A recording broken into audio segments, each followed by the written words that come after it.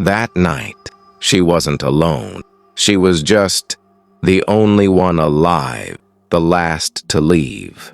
In the heart of the city stood an old office building, worn, weary, and unwelcoming.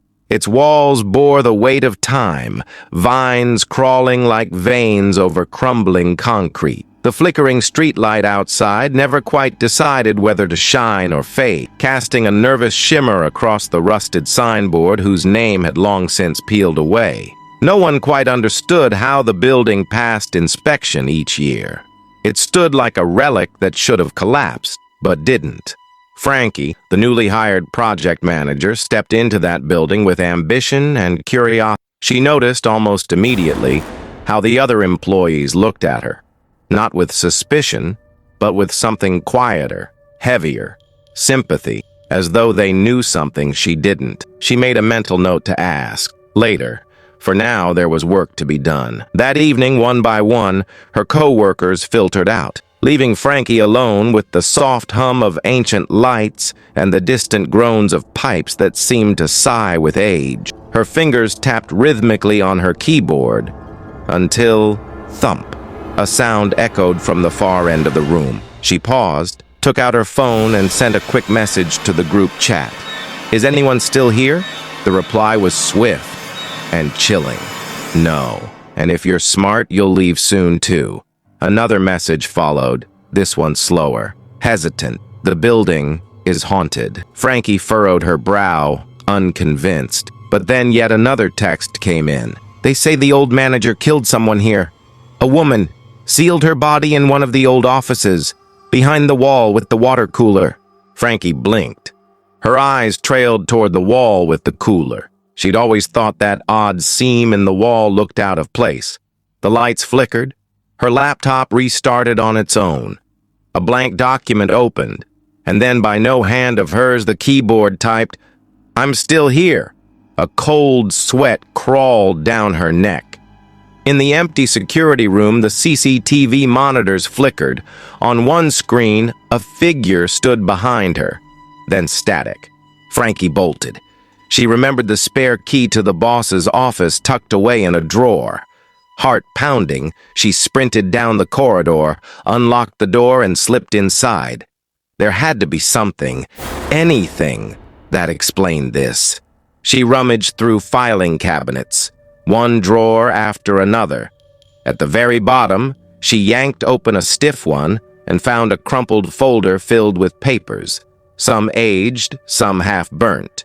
She flipped through a visitor sign-in sheet, an accident report, a resignation letter from her predecessor, never officially processed. The accident report had a chilling line: "Death due to blunt force trauma." Subject: unidentified woman, no foul play suspected. But that was a lie. Frankie knew it now. And then she heard the whispers again. This time, they sobbed, then laughed. An unhinged, bone-rattling laughter that echoed inside her skull. The ghost made herself known. A pale figure floated inches above the ground, her hair limp, her eyes void. Her very presence was grief and rage forged into one. Violet Valentine. The name rang in Frankie's ears like a curse. The lights went out. The office door slammed shut. Darkness swallowed her whole. Down the hall, the elevator dinged, its doors opening and closing by themselves. From the office window's reflection, Frankie could see herself, and someone standing behind her. "Violet?" Frankie's scream caught in her throat as she rushed to the door, twisting the handle with trembling hands. "Please, please, just open." It finally gave. She stumbled out, abandoning everything behind her, ran for the stairs, choosing them over the cursed elevator. She burst out of the building just as the sky turned a soft lavender, the first light of dawn. By midday, she submitted her resignation. She wasn't going back. But some things don't leave you. Frankie sat at home, staring blankly as sunlight bled through her curtain. She kept thinking of the folder, of the documents. She'd left them behind. That meant the truth remained buried. And if someone else took her place, her gut clenched. She had to go back. Fire. The building loomed before her once more, darker now in daylight than it had been at night. Her steps were slow, deliberate. As she pressed the elevator button, a woman rushed in beside her, blonde hair in a tight top bun, wearing a nervous smile. Her replacement, Frankie thought. The elevator doors slid open. The woman stepped inside, and there, flickering like a candle in a storm, was Violet. "Coming in?" the blonde asked, holding the door. Frankie hesitated. "No, I'll take the stairs," she replied softly. The doors closed. Seconds later, a mechanical shriek tore through the building as the elevator plummeted. The scream that followed echoed through the stairwell and ended with a crash. Frankie collapsed to her knees, breath shallow, heart numb. Sirens arrived minutes later. Reporters followed. Frankie led police to the wall behind the water cooler. They tore it down. A foul stench spilled into the hallway, and inside the wall, a woman's decayed body, head twisted, limbs pressed together. Violet Valentine, no longer a whisper, no longer a secret. Frankie watched as her boss handed over documents. Too little, too late. She saw the coroner whisper something grim to a detective.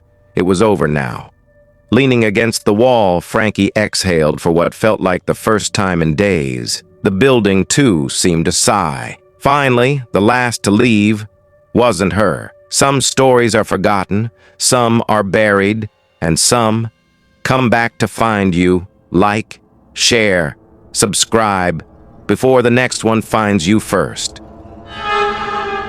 They told me never to open the back door. They said it was sealed for a reason. They said once it opens, it doesn't close for free. But I didn't listen. And now I can't tell what's real or what came through.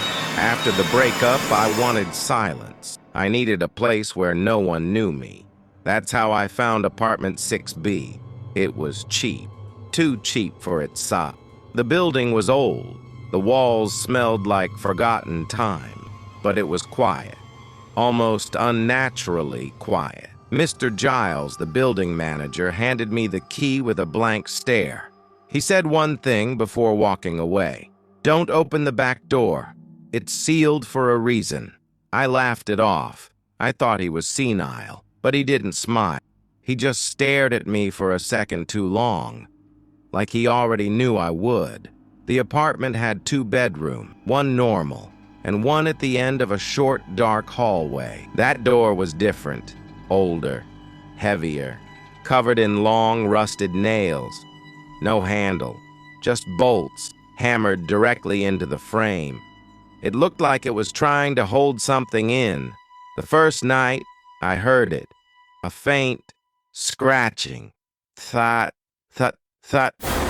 I told myself it was a rat, but every night the sound came back, louder, closer, until it felt like whatever was behind that door was listening. Night 4, 3:11 a.m. I was lying awake, staring at the ceiling. That's when I heard it, a voice, whispering directly behind the sealed door. "Let me out. I remember you." I sat up, heart racing. I didn't move.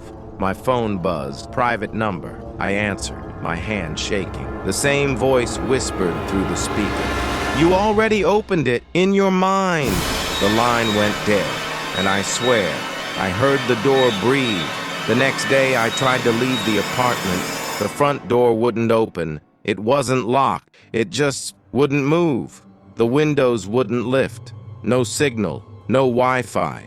Like the entire unit had sealed itself shut from the inside. I texted Mr. Giles. No reply. That night, I noticed something new. A crack, not in the wall, but in the wood of the back door. It wasn't there before. The nails, one was loose. I stayed up all night with every light on, but the light bulbs began to flicker, one by one, until only the hallway bulb remained, pointing straight at the door. The next morning, I forced open the stairwell and banged on Mr. Giles's door. He opened it slowly, pale as ash. "You opened it, didn't you?" I shook my head. He stared past me, toward the stair. You didn't have to touch it. Just by hearing it, you let it know you're listening. I demanded answers. His voice cracked as he spoke. It was never a room. It was a passage between here and what comes after. And every few years, it speaks to someone lonely, someone weak. It remembers who opens it, and it waits, and it never stops whispering until someone goes in. I packed everything. I didn't care about my job, my lease, or anything else. But when I returned for my phone, the door was open, the nails all pulled out, the bolts gone, and the darkness inside was breathing. The room was ice cold. A single wooden chair sat in the center, and behind it, a tall old mirror, cracked straight down the middle. I stepped closer. The mirror didn't show me. It showed a version of me standing in the chair, rope around his neck, smiling. I turned to run. The door slammed shut behind me. No matter how hard I hit it, it didn't move. The mirror whispered now, "You came willingly." That's all it needed. Someone must take your place. Only then will the door close. Suddenly, I understood. This place wasn't haunted. It was hungry. 1 month later, the listing read, "Apartment 6B available, quiet, spacious, recently updated." A young man toured the apartment. He liked it. It was peaceful. The new manager, not Mr. Giles, handed him the keys. "What's that door at the end of the hall?" the man asked. The manager smiled politely. "Just storage. Keep it shut. It remembers who opened it last." That night, he heard scratching. "Let me out. I remember you." Now, it remembers you too. If this story stayed with you, consider subscribing for more immersive horror experiences. We release original narratives regularly, crafted to unsettle, linger, and haunt. Hit the notification bell to never miss what's next. And remember, some stories don't end when the screen goes dark. Some wait for you to listen again.